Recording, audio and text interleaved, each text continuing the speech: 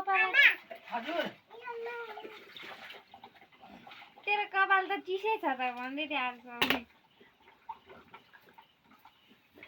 यसो गरेर सुतेको ढुङ्गा आमाले सानोमा सेक्यो न अहिले मजाले तेल लगाइदिएन के ढुङ्गा माथि सुतेको थियो त्यतिकै टाको ढुङ्गा त छ्याप्पै फुलिन्छ होइन के अहिले तोरी छ नि त घरमै अनि अब त्यो लुगाभरि हेरिन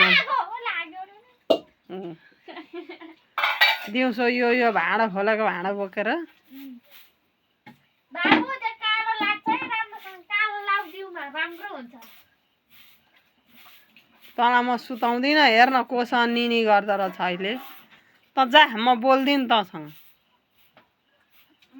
नबोले आमासँग सुत्छु भनिदेऊ न दिदीसँग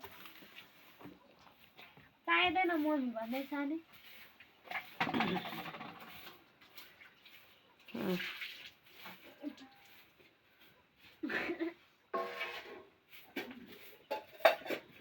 राम्रै छ यो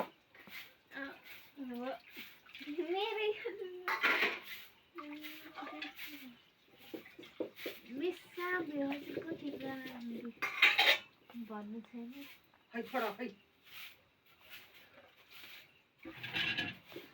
बुवालाई के खाएर आफूलाई लुगा धुनु छैन केही छैन